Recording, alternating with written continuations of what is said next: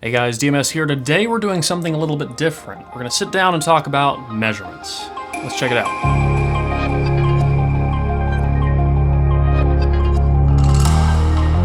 Now real quick before we get into this video, if you like audio, if you like anything audio related, do me a favor, click the subscribe button down below. It helps out the channel a whole lot and makes videos like this possible. Thanks. Measurements is a big subject. A lot of people have very strong opinions on it. So today we're gonna sit down and talk about the ins and outs, what you need to know, where things are headed and where they are now.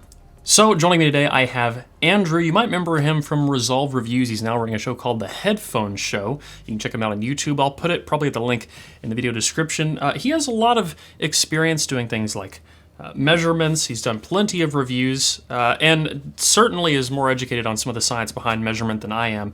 So I just figured we'd talk a little bit about this and see what we can get covered. Can you hear me all right, Andrew? Yep. So before we get like super far into everything, I guess give me some of your personal take on all this. Like where do you think that measurement best fits into the reviewing process? Like maybe either how far it can reach, maybe the limitations, or how much farther it can go than our hearing on either side of the spectrum. Right. So one of the things that I'm often concerned about with measurements, because I am conducting measurements on and running sort of like experiments with different measurement equipment, but using the standardized rig has kind of shown me just how much information there still is to discover. And this is one of the things that when I publish measurements, I always worry about some of the responsibility that I think should be required for that kind of thing. Mostly because my biggest fear is that people are going to take this information the wrong way. And because I think even, for myself, years ago, before I learned any of this stuff, I probably was also reading measurements incorrectly. And I see it so commonly as well these days where, people will see that even on the standardized rig, something deviates from a target and then they think, oh, that's bad. But right. The problem with that is, there really are only maybe like 3 headphones that won't deviate from standard targets. So that for starters, I think is one of the challenges with measurements. How do we communicate the best ways for people to make sense of this stuff and have it be useful information for them? And the other concern that I have is maybe it's a bigger concern. It's that oftentimes the compensation target isn't published and people are posting compensated measurements instead of raw measurements.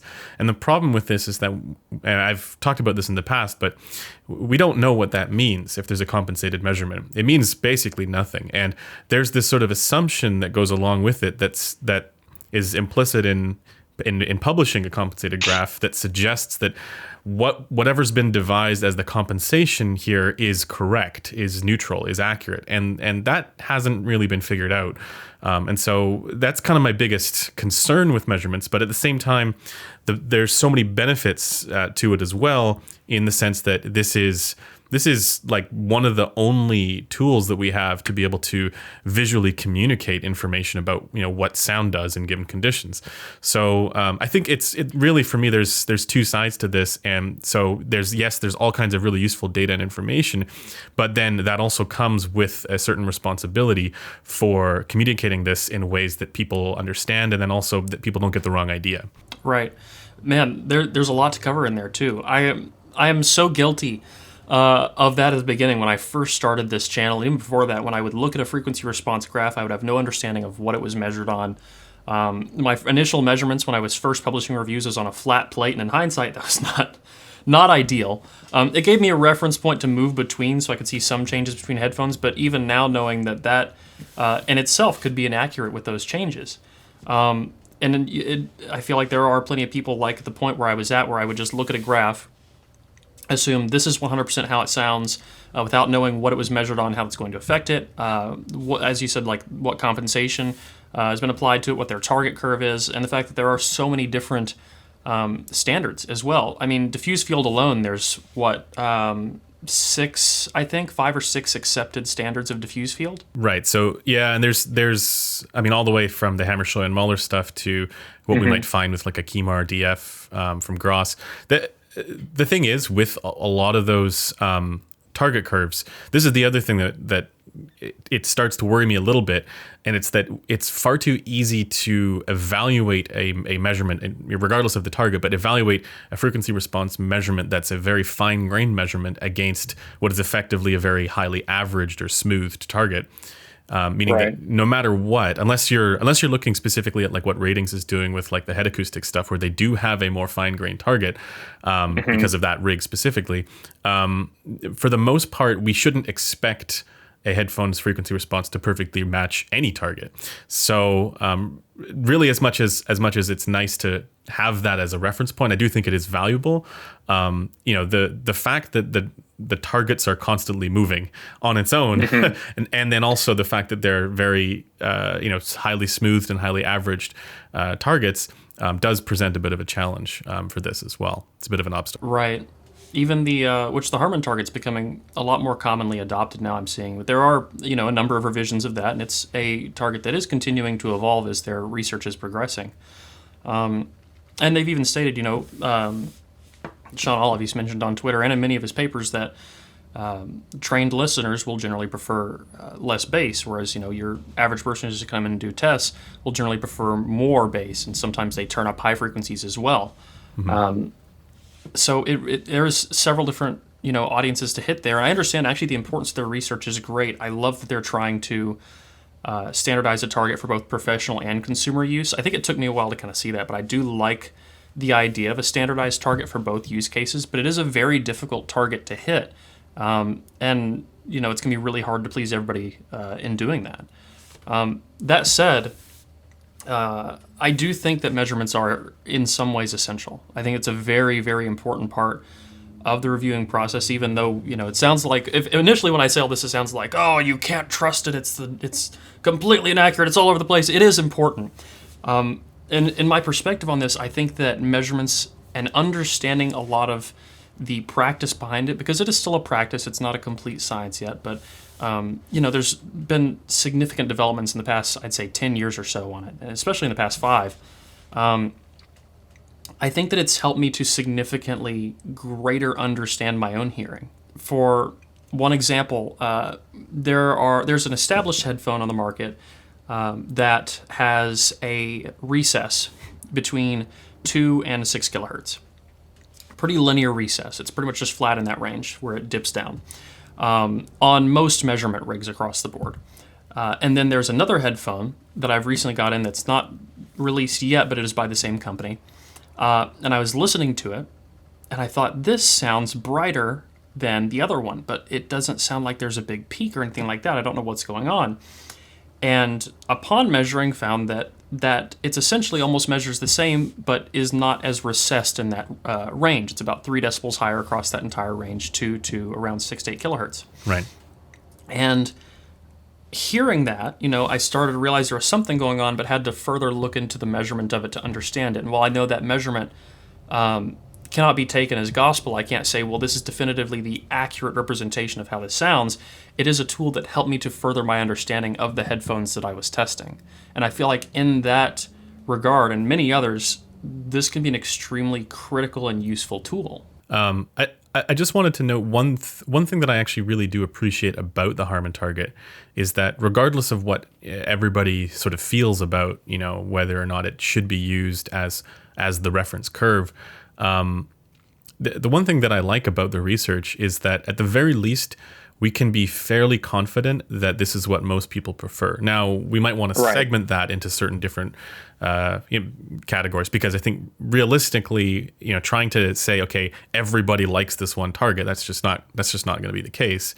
And we probably should end up with multiple targets and more just sort of see what emerges from the data, and then just kind of do more of like a cluster analysis for that.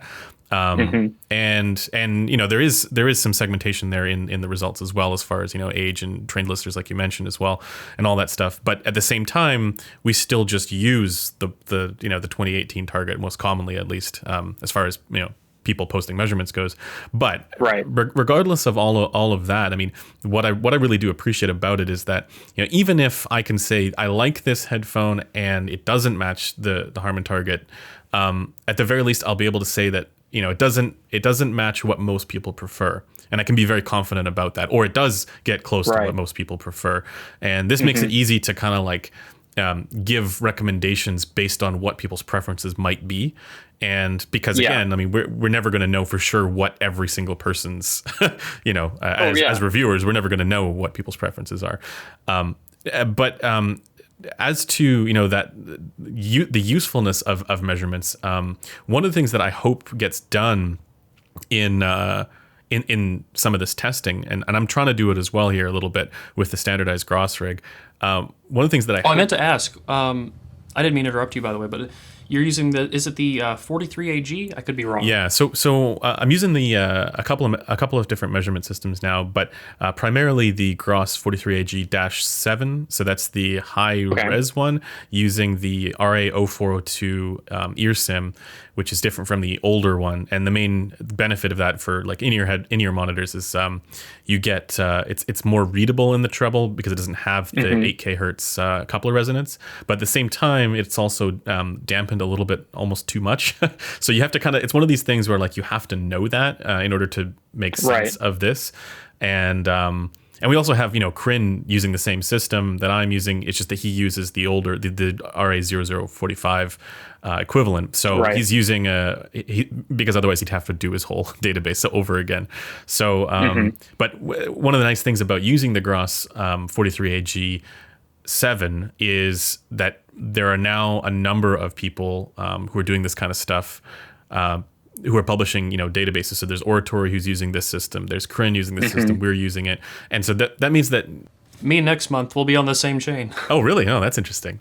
not quite as fancy, but KB5000 IEC 711. So exactly getting there. So KB5000 and those are the anthropometric ears that go on. For anybody who's unaware, KB5000 and 5001 are the they're the physical ears that go on there. But the nice thing about all this is that now regardless of like the perfect accuracy for all this stuff, we now have a lot more places that are publishing information that is comparable. Because I'm not sure if you read Jude's article on HeadFi about how the 711 standard was antiquated and outdated, and you could only really do 10 to 10K, and it wouldn't give you more higher information. And so he's now moved to the really expensive B&K 5128, and I think there's something very interesting about that in principle. But the one downside with that is that not that many people are actually using that because it is so prohibitively expensive. So it'll be less comparable to other measurements. Exactly, yeah. So it's not as useful when you're trying to cross compare, unless he's got all that stuff measured on that one rig.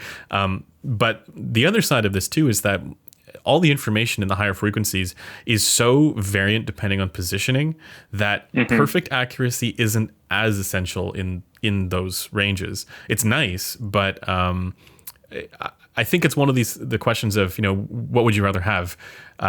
Something that's useful and comparable to other people who are doing this kind of same thing and have databases that are cross comparable, or would you rather have something that is like very, very accurate that only you have access to? And I can see the merits of both, but I think for the general public, it might be easier, at least from a review reader standpoint, if you can then compare, what you're seeing there with what other people have done as well.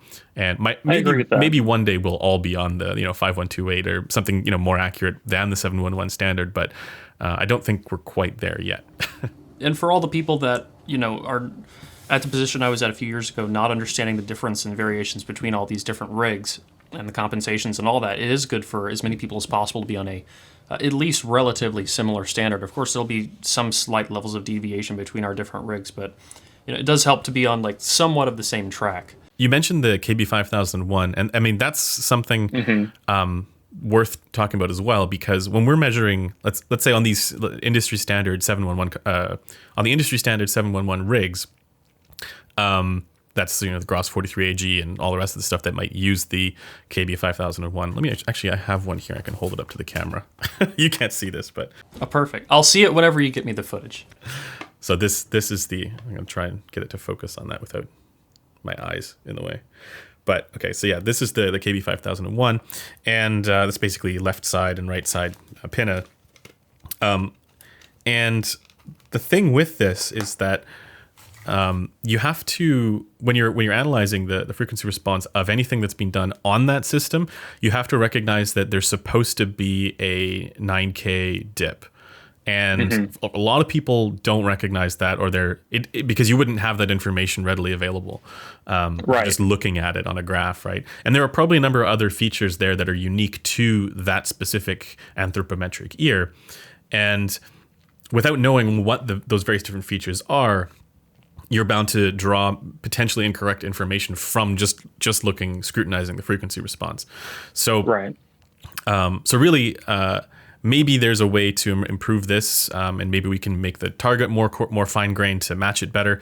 But at the moment, it kind of goes back to what we were talking about earlier, where, I mean, there's a bit of a responsibility for ensuring that, when information gets published, that it contains the right context. Exactly. Well, and another thing to note with that too, when it comes to a headphone adhering to a target, as we've stated, there's very few headphones that actually adhere closely to a specific target. But even that said, a headphone adhering to a target or not doesn't necessarily mean that it is right or wrong. It just means that it is close or not close to a specific reference point. And as stated, you said earlier too, it's like, well, it doesn't necessarily mean if something is hitting dead on the line, that means it's better than everything else. It just means that it is closer to a certain sound than other things are, closer to a sound that more people might prefer. Yeah. Which is interesting. And actually, on that subject, I had a thought on that, and I've been meaning to make a video about this, but I haven't had the time yet. But one of the things that I think is important. Oh, sorry, I'm getting some car horns outside. That's probably getting picked. Oh, you're fine. I'm right next to a highway here too. Okay. You were conducting measurements, like really fine grain measurements, and like next to a major road. A motorcycle goes by. Do it all again. That's why I hate summer. No, I'm kidding. But yeah, so that's the other thing I wanted to mention. With frequency response measurements, even if they don't adhere to the target, there's still a good chance that they have decent tonal balance for the various different frequency ranges. And tonal balance, I mean, that's something that, that's the video I'm planning on making at some point. But when evaluating tonal balance, there's two sides of that. One is to make sure that it kind of matches what the brain expects to hear as far as, what the ear is imparting, and the different, effects of the ear that amplify certain frequencies. The other side of it is to ensure that there is balance for the various different instruments or tones or whatever that you're trying to play back. And there's while in some cases, like say the Harmon Target, if it matches reasonably closely with the Harmon Target, it's going to satisfy both of those. But there's always the possibility that it doesn't match whatever target you're using, but still retains the latter kind of tonal balance. So your fundamental and your resonant harmonic tones are reasonably well balanced there. And there's a whole bunch of, this is something I'm sure from like your recording and mixing and mastering background. But anytime that people are doing EQ with in the mixing and mastering side of things, this is something that they are trying to hold and keep in mind, to try and make it so that these instruments or whatever's being recorded, maybe it's vocals, to try and make sure that those sound accurate, those sound correct. And so, you can have a headphone that doesn't match the target perfectly for, let's say the average consumer preference target, but at the same time, it might still retain the kind of tonal balance that makes it so your harmonic and fundamental is decent. And so that's something that I think is often also missed when evaluating frequency response measurements. Yeah, I think, and this is like kind of personal theory, I think that a lot of people associate tonal balance and timbre along the same lines. I think that those terms are not entirely interchangeable, but I think that it's kind of like a similar ballpark, because you can have something that appeals to the timbre of trumpets or something like that. Well, it's just something that's achieving a good tonal balance within that frequency range. Exactly. I mean, that makes so much sense, because if you think about what timbre is, complex tone character, essentially, it's the relationship between fundamental and harmonics. I mean, this is we don't do a very good job of hearing individual frequencies within the context of a wider frequency range. Of when you're listening to music, you're not hearing individual frequencies necessarily. You're hearing complex tones and a wide range of frequencies, and the complexity of that is what comprises timbre. And ensuring that the balance is good is going to mean that it's going to sound natural to the way you hear a cymbal crash is going to sound the way a cymbal crash normally would in real life or in the recording. If you were there. So, yeah. Yeah, your average person who's going to be able to hear a middle C on a piano and, understand, okay, I understand what this note is, they're probably not going to sit there and be able to hear the sound of that middle C on a piano and pick out each harmonic from that fuzz. Exactly, yeah. Or the pure tone that's the part of the fundamental. Yeah, like there's so much. Right, and they just hear like a sine wave. Yeah. I don't have the ability to pick that out. I'm not quite that precise. If someone out there is, I'd be very impressed. I don't think I'm able to do that either. But at the very least, one of the things that when I'm evaluating headphones and even just trying to use the frequency response graph to confirm this, I'm often listening for that. How is the tonal balance here for pianos or guitars, or actually, I think the easiest one for people to get behind and make sense of this with is recordings that use vocals, because even if you don't have a frame of reference for a piano or a guitar or a drum, everybody knows what voices sound like. Generally. It's very easy to be like, oh, this vocal sounds bloated or this vocal sounds thin. Funky or whatever. Yeah, exactly. There's lots of that. People have that frame of reference. But as far as the measurement is concerned, this is the other thing I wanted to mention that I think maybe some people don't quite realize, but I'm actually definitely in the subjectivist camp.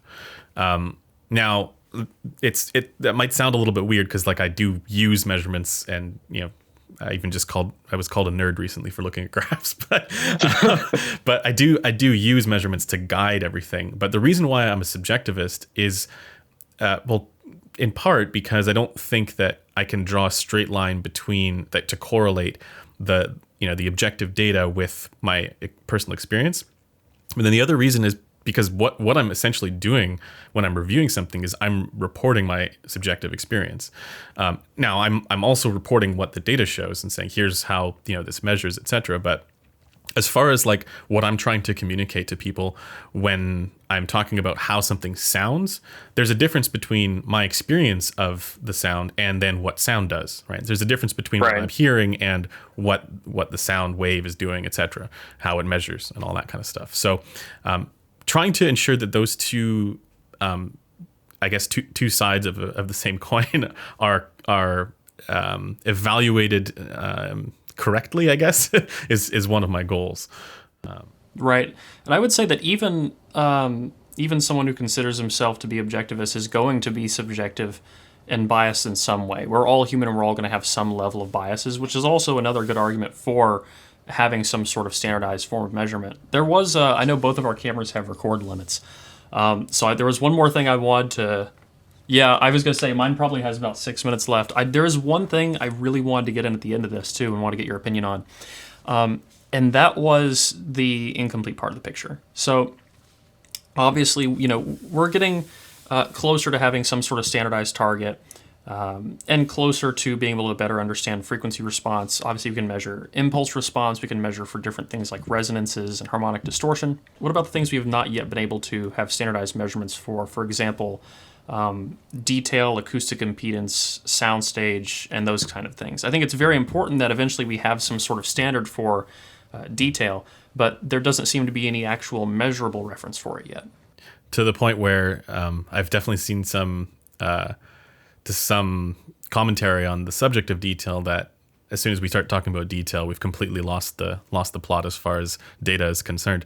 And maybe that's true, but and that's also one of the reasons why. I mean, that missing factor that you talked about. That's one of the other reasons why I'm definitely still in the subjectivist camp for this stuff. I'd like to be able to draw a line there and correlate it with something, but I haven't found it yet. But you mentioned a bunch of other things there as well, like being able to measure impulse response and resonances and things like that.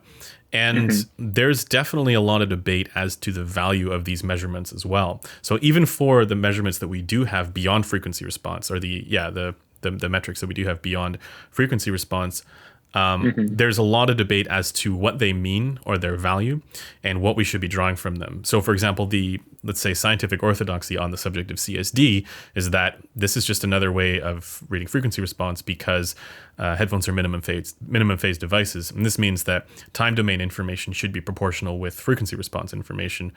In most cases, there's probably going to be some cases where it's not, but in most cases it should be.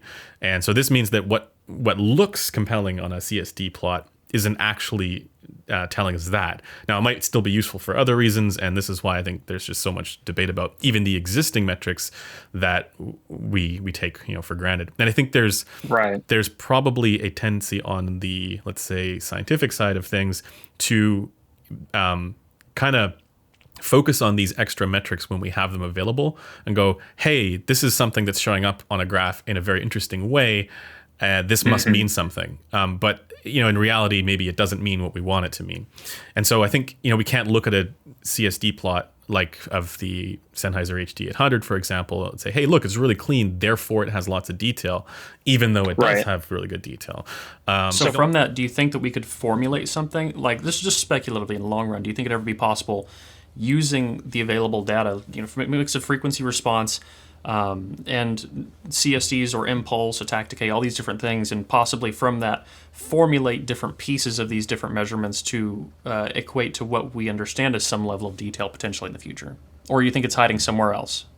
If it's hiding somewhere in the existing measurements and metrics that we have, it's in frequency response. And that, from all of my conversations with objectivists who are well read on sort of what the science is all about, that seems to be the best place to go looking for it, which is also a little bit difficult because we can't hold up a frequency response plot and go, here's the detail, or here's the dynamics, or here's the soundstage. There might be places where we can correlate it to a certain degree.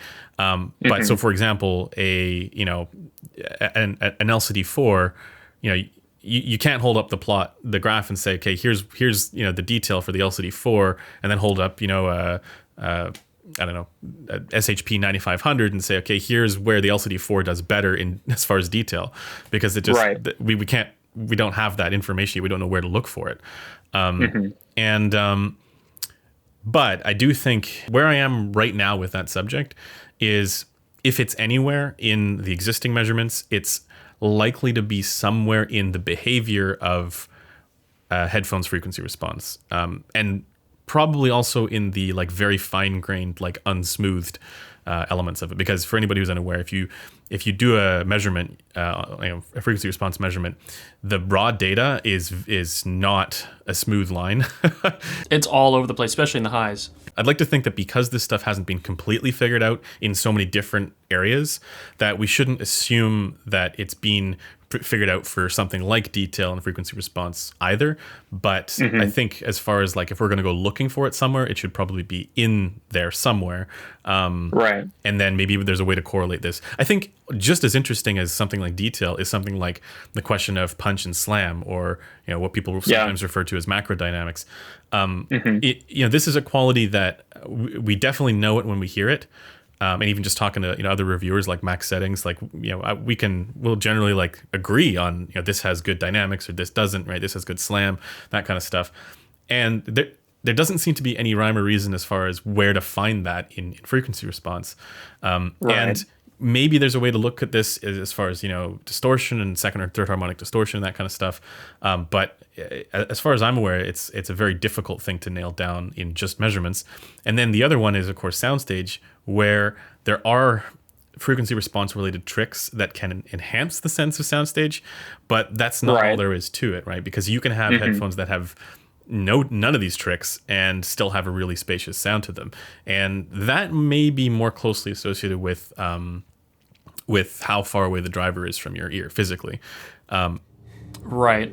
I've considered that the amount of reflections in sort of different cups, the acoustic impedance they have to deal with, potentially certain areas where the frequency responses can dip can add to or mimic the effects of soundstage. It's all over the place. I think somewhere around 3K is the common place to see this kind of stuff.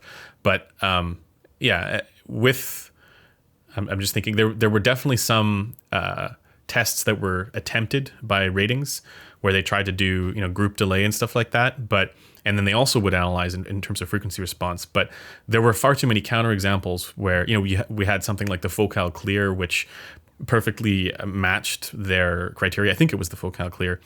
But it was a headphone that matched their criteria for what would be really good soundstage. And everybody who's heard that headphone knows that it doesn't have a really good soundstage. Yep. So, there's enough counterexamples where I don't think we can use something like group delay or typical, let's say, speaker metrics in headphones. But at least as far as like the frequency response related tricks for soundstage, we can probably get a sense of that. But I don't think that's the whole story there for soundstage or imaging for that. Right. There's so many different things. That said, I want to reiterate one more time for anybody watching. This is not at all me wanting to harp on measurements at all, because I truly believe that it's an absolutely crucial part of the process. And I think that as a whole, it's important for ourselves as reviewers and me others to continue to try and standardize and support the development of this research and technology involving it. Because I think in the end it will help us all have more universalized standards to communicate things. I know many people sometimes complain about the, I'm using air quotes, audiophile jargon, they say, for all the weird words and stuff that people use to describe sound. But it's because in many ways we have to create some sort of terminology to explain sounds that we don't specifically have numbers on paper to describe yet. If we have to use metaphors to a certain extent, Right. Yeah, it's like this in this room and that kind of stuff. Yeah, it's interesting. And that being said, too, I also think this is why it's very important for there to be, there's a growing number of reviewers in audio, and I think that's a good thing for the community as a whole, because more people will find reviewers that they align with in their hearing preferences. Simply because, once again, they might not be able to look at a graph and fully understand the extent of, what all they're having to decipher. So having lots more people to help them, along their journey and understand, okay, this guy I kind of align with, this guy I kind of don't. I sort of understand what this guy feels like about this thing, and being able to align with those people and understand kind of where they're coming from and what might work best for them in the meantime while we're still developing these technologies and practices. Yeah. And with that, I do also want to just mention that, like, for the standardized rigs and the measurements that are taken on them, they generally do correlate reasonably well with the experience, but not all the time. Like, there are definitely certain areas. It's not so much that the overall experience doesn't match, because it generally does, but there are certain areas that won't necessarily. And you can point to any number of reasons for this, because I think the takeaway that I try to express when talking about measurements is when you're looking at a measurement of a frequency response, you're looking at what sound does from a headphone in certain conditions. And those conditions might be different, or you may interpret that differently if the conditions are it being on your head. Because again, everybody has HRTF that's potentially different as well. So, there's so much that goes into this that for the same reasons that I have some fears about the use of, or the value of, sound demos, I have similar kinds of concerns about how people interpret frequency response, because sound demos we know are not accurate. They're at best comparative. Yeah, because then you're hearing it through your own colored source and all kinds of things. Exactly. There's the compounding effect and all the rest of this stuff. And the concern that I have, it's a similar concern about frequency response, because with sound demos, there are bound to be people who don't understand that this has just got comparative value, and they think that's what something actually sounds like. And the same thing with frequency response, where yes, it might be valuable and critically valuable and important, but at the same time, if somebody doesn't understand the different nuances or the context of the frequency response, there's a chance that they can look at it and go, oh, that doesn't match the target, I won't like it. So that's what I want to kind of hedge against a little bit. And at least with frequency response, there's the opportunity for trying to explain it a little bit. And because I think we are all very much experientially oriented, if we hear the sound demo, we're bound to think we're a little bit more likely to think that this is what it actually sounds like. So in regards to this, for the people watching, and from your own advice, for the people who are going to go out there and they're going to look up frequency response graphs and they're going to continue to do their research, what would you advise for these people so that they can better educate themselves and better understand what they're looking for? As far as like understanding like the frequency. Yeah, I'd say anybody doing their own research, if they're going out and looking up response graphs or trying to research headphones from measurements that they're finding online. Right. The first thing I would do is try to familiarize yourself with what the different reference targets mean, different response curves mean, because something might be, let's say, objectively the most preferable for most people, but that doesn't mean that you're most people. So you need to understand what that means. And I think the best way to do this is actually to take the existing headphones that you have, find an EQ profile that gets it reasonably close to the Harmon Target. There's a lot of it that have been done by Oratory and a number of other people, but find something that is going to be reasonably close to that. Give the EQ a try and see if that kind of tuning is for you, because of course there are so many other elements that are missing from this if you're just EQing whatever headphone to that target. Right. But I think, as a matter of like prudence for anybody who is potentially buying headphones and using frequency response to guide their purchase decision, know what it is know what the target is that something is going to be normalized to, if it is a compensated measurement. As far as understanding measurements, I think that the first step is also to really understand the difference between raw measurements and compensated measurements. Understand what a raw measurement should look like, what's good in a raw measurement, and then as far as using this again to guide your purchase decision, I think if you're not too familiar with how to read frequency response graphs, there is a lot of information about this. But if you just want to do like sort of a quick glance snapshot of this, you only take a wide kind of like zoomed out approach to frequency response and look at, does it generally follow some sort of target that you again know that you like? Does it generally follow not the fine-grained dips and peaks and things like that here and there, because all headphones have this to a certain extent, because again they're fine-grained measurements against a coarse-grained average target. So do more of a zoomed out, wider approach to this, because that'll help you make a decision, or that'll help you know whether or not you're actually going to like the overall general tonal balance that it has. Yes, I'd say look at I do think that the fine-grained stuff does matter, but that's only if you're really confident that you know more about the rig and more about the compensation that's being used and all the rest of this information that we've just talked about. And I do also want to say one other thing with that. Once again, for guiding purchase decisions, frequency response measurements aren't always going to tell you whether or not you're going to like something, but what they can tell you, at least in extreme cases, is whether or not you're going to dislike something. And so I like to use the example of like the Campfire Cascade, where it deviates so significantly that from a target that I know I like, that I know this isn't going to be something that's for me. Or another headphone that has a really strong peak at 8K hertz. 8 kilohertz, sorry. Metal gets mad at me for that. 8K hertz. Yeah. If there's a headphone that has a really strong peak at 8K, I know I'm not going to like that because I'm particularly sensitive to frequencies in that range. And you can even just do this, like figure this out without having to spend any money, just by, find some EQ software and play around with the different sliders to understand what different frequency ranges mean, and how they correlate to sound quality, and just say, okay, disregard what the frequency response is and what you're trying to match or anything like that with EQ, but just take a slider and maybe use a Q value of 2 and just try out different frequency ranges and see what elevating it or decreasing it does, and then that'll give you a better sense of, when you're looking at a frequency response graph, you'll be able to go, oh, that's what this does, that's what this would sound like. But yeah, that's basically my advice.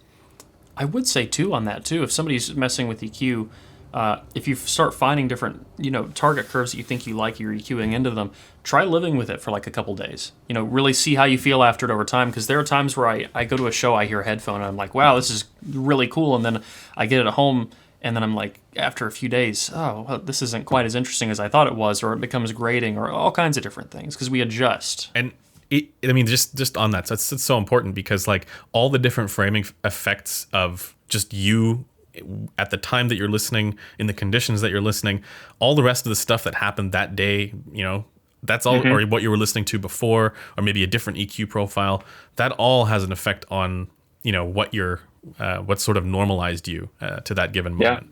So stick with it for a while, basically. Yeah. Oh, and one more thing too. If, let's say if you have a pair of headphones and you like them as they are, just because there is something else out there that's more adherent to a specific target, it doesn't necessarily mean that it's better than what you already have. If you enjoy something, enjoy it. If you find a target you like and you want to pursue that, go for it. But, don't necessarily think that because something adheres better to a target that you have to sell everything and get that immediately. Enjoy, listen to music. That's kind of the big point of all this. I mean, unless you're like, doing sound design or something, you have to have something that adheres to a specific target. I get that. But if you're at home listening to music, find something you enjoy, work from there, and don't lose sight of the enjoyment. That's kind of I feel like a lot of people get down a really big rabbit hole where they are listening to the gear more than they're listening to the music at a certain point, which I'm guilty of that plenty of times. It's one of the things I really like about the Sennheiser HD650 and 600 and that whole series is that it's very easy. I mean, you've said this in the past, that it's very easy to just sort of get into your music and not think about the equipment, which I like that a lot. Yeah. And it's not a perfect headphone. It has its flaws. There are areas where it lacks in the highs and the bass and all that, but it's a headphone that I can always throw on and put on a record and say, you know what? That's exactly how I want this to sound right now. Nice and easy going. Well, I think that's running up pretty good on time. I think this will be a pretty long video. Is there anything else you want to throw in there at the end, or you think we're good to wrap? No, I think that's pretty much it. Yeah, thanks for doing this, and thanks for having me. Absolutely, Andrew. Thanks for coming on. Make sure you guys, once again, I'll link his channel in the video description. You guys can check that out. If you want to see more discussions like this, let me know. And Andrew, I will talk to you soon. Cheers, man. All right, so that's that. If you have any questions, you can leave them in the comments down below. I also will link an article below that Andrew had written. It's in the video description. But other than that, if you like this video, please leave a like down below. Comment letting me know what you want to see in the future. If you want to get active in the community, you can at forum.hifiguides.com. And as always, don't forget to stick around and subscribe for more videos like this in the future. Until the next one, guys. Peace.